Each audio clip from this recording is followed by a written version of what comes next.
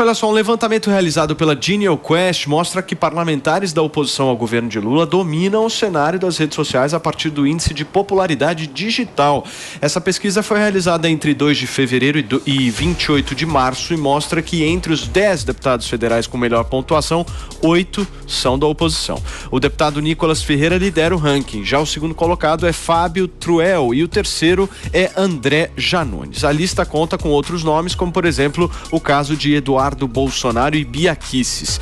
E não para por aí, o levantamento também mostra os deputados mais influentes. Nicolas continua, para a alegria de Mano Ferreira, liderando a lista com folga. O deputado mantém a estratégia de criação de polêmicas, o que o tornou nacionalmente conhecido.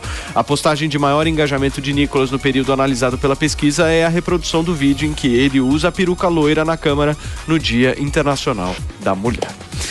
A gente falou de personagens. 2 rankings aí diferentes, né? Pois é. A gente falou Fábio Teruel, o segundo colocado. Eu acho que eu citei o sobrenome errado. A gente falou do problema do... Fábio Teruel e eu falei true.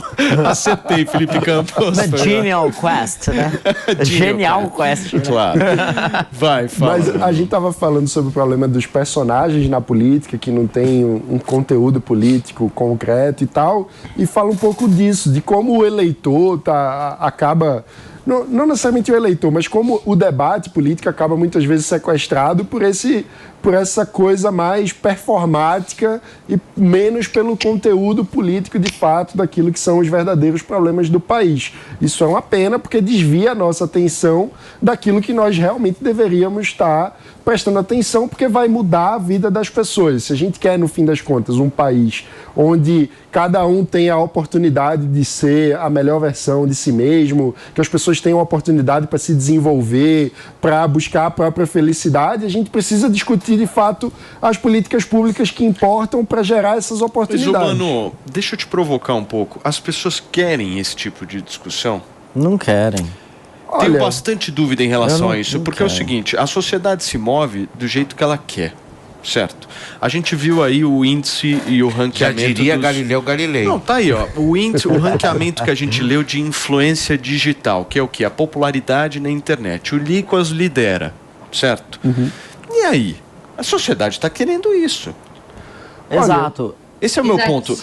Você tá querendo trazer um negócio que a sociedade não quer. E o pior... A sociedade hoje, ela quer a palhaçada, ela quer a peruca, ela se importa para isso. Por exemplo, a gente aqui no Morning já discutiu várias vezes o caso dos banheiros trans. Lembra? Sim, o Fê? várias vezes. O que acontece quando a gente discute e debate banheiro trans? A audiência vai lá para cima. Porra, bomba a audiência. Tal, todo mundo querendo saber e tal. E quando a gente para aqui para tentar fazer uma discussão sobre o marco do saneamento básico? Despenca. Acabou. Vamos falar um pouquinho de esgoto e tal. O que acontece com a nossa audiência? Despenca. Nossa audiência despenca. Ou seja, o que eu estou querendo dizer com isso? As pessoas, elas estão querendo isso. Eu acho que a comunicação, eu acho que a política, ou eu tô ela errado, tá vindo, eu acho que o que eu tenho percebido, tá? É que a política ela tá sem uma comunicação mais expressiva. Eu acho que o povo está querendo encontrar um meio termo aí.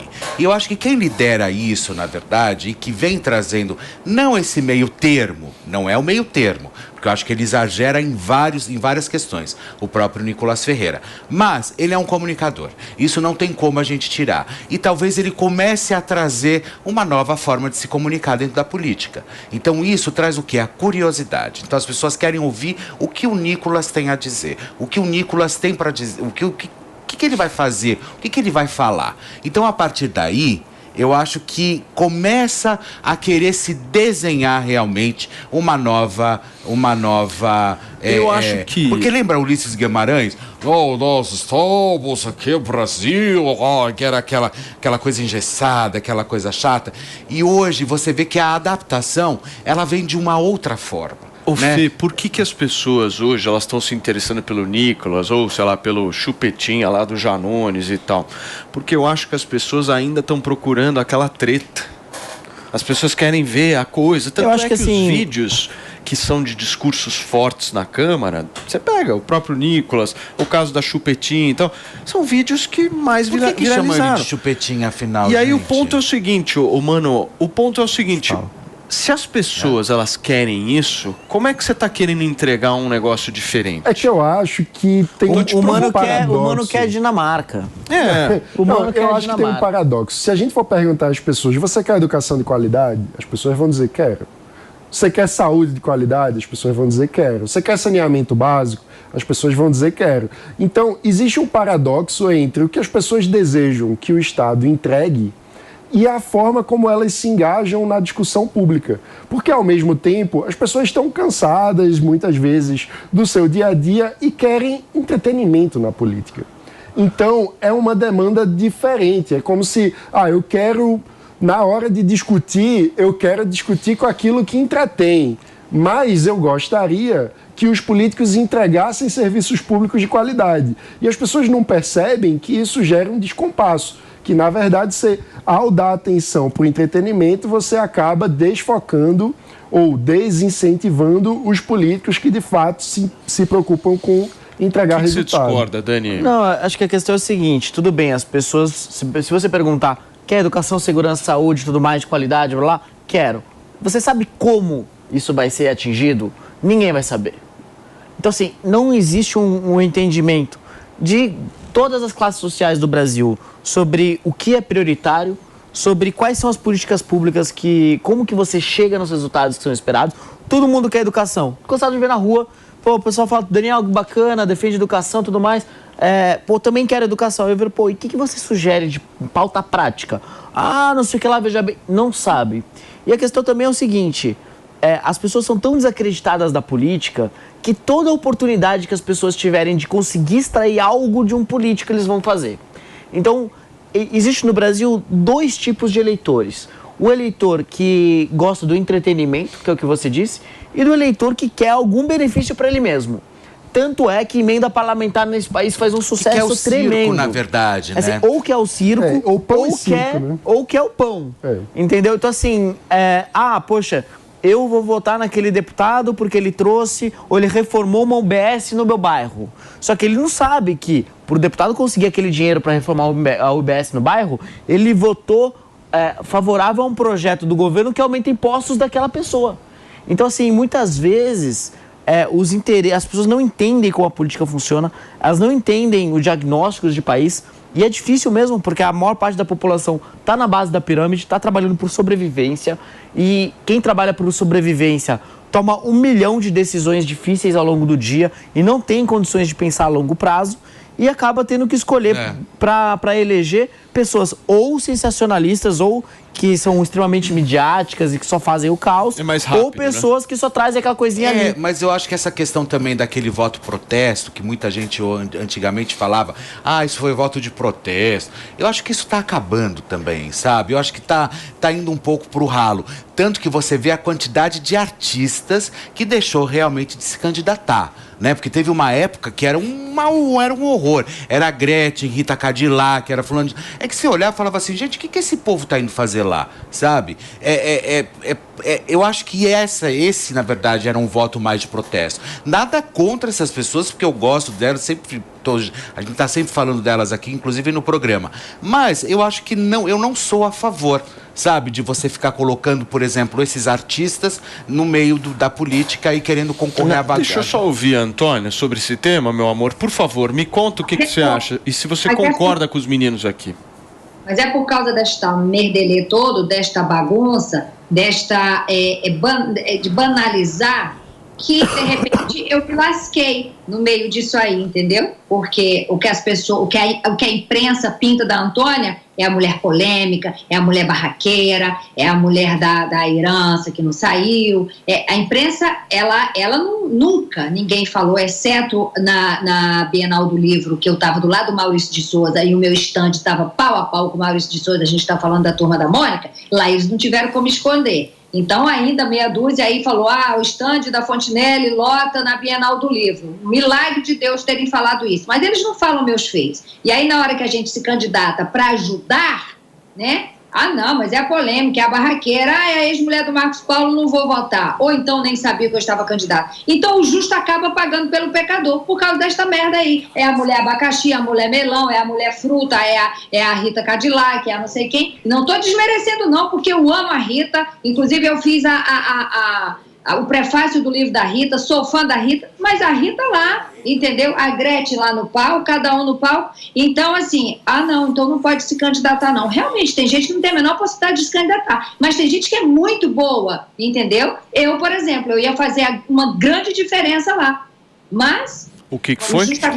Eu acho que tem uma evolução. O lado bom da história, nem tudo são coisas ruins. O lado bom da história é que com acesso à informação maior, né, através das mídias sociais, as pessoas estão começando a entender um pouco mais sobre política, começando a acompanhar quais são os problemas, os desafios, os nomes, o que está rolando. Então, hoje em dia, a maior parte das pessoas já não aceitam mais votar em alguém só porque é famoso. Tem que entender que as pessoas têm que ver que ela tem condições, aquela pessoa famosa tem condições de se tornar um bom representante. Claro. E isso vai se construindo com um trabalho político. E se você analisar, Dani, no passado, o cara, sei lá, recebia uma indicação de voto para uma determinada pessoa, normalmente esse cara ia de olhos fechados e votava. Agora, com o advento das redes sociais, a própria Jovem Pan acho que teve uma importância significativa nesse processo de politização das pessoas. E politização, não estou falando de partidarização, estou falando de politização, de colocar programas de debates, de análises políticas. Isso faz a diferença nas pessoas. Exato. Houve uma transformação muito grande de que política no Brasil, lá atrás, não dava audiência. Hoje dá audiência. Então, há uma transformação. A quantidade de jovens e a quantidade de jovens engajados hoje na política, discutindo, isso é muito falando no Instagram, que não é da nossa fase. Se a gente for olhar e observar, era uma história extremamente longínqua. Essa é a grande verdade. O que você fazia quando começava a falar de política? Nós, né, jovens, a gente corria, mudava o seletor, enfim. Hoje você vê os jovens engajando em rede social, mas estou falando do jovem de 13, 14, 15 anos. Não sou jovem, gente sem educação formal também. Eu vejo minha mãe, por exemplo, que não teve uma educação formal, conhecendo os ministros do STF, sabendo quem é o ministro. Então, assim, isso é uma evolução. Se a nossa diretora me permitir só inserir mais uma discussão, já que o Fê citou essa coisa do jovem, o jovem está sendo mais abraçado pela esquerda do que pela direita. Ou estou errado? Eu acho que não. Estou errado? Hein, Antônia? Antônia concordou comigo. Não. É que a forma que a esquerda tem de oferecer para o jovem é mais atraente. A sedução é maior. É muito mais atraente. É mais festivo. E a forma que a direita tem de trazer o jovem é de uma forma mais educativa, é mais chato, sabe? Parece o pai falando, ai gente, que chatice, família, não sei o quê. A esquerda já vem com a liberação da porra toda. Vem que vai ser lindo, vai ser maravilhoso. Vai ser festa. É festa, é rock and roll, é cool, é maravilhoso, é o cropped, é a maquiagem, é tudo de ruim. Então é mais fascinante para o jovem, entendeu? E o ambiente universitário também contribui para isso, porque no passado eu acredito que a esquerda era monopolista do engajamento dos jovens no cenário político. Hoje isso já não acontece mais.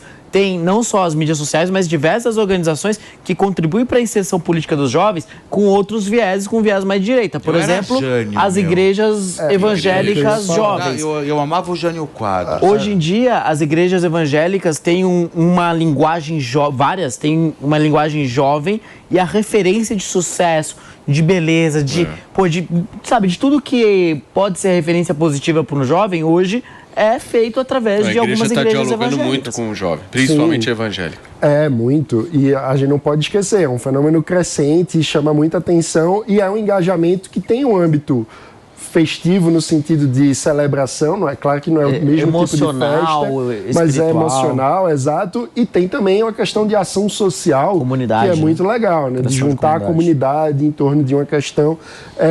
Ao mesmo tempo, também tem no meio estudantil iniciativas crescentes que tem um viés totalmente diferente da esquerda tradicional. Então tem, por exemplo, um grupo como o JL, que faz um trabalho muito legal. Eles desejam, inclusive... São os liberais, né? São os liberais do movimento estudantil que desejam disputar, que antes inclusive... era o JS, né? Pois é, o JS, Juventude Socialista... É o contraponto. O JL é o contraponto da Juventude Liberal, que está, chegar na Uni, né? disputando espaço para chegar no Congresso da Uni. Muito legal.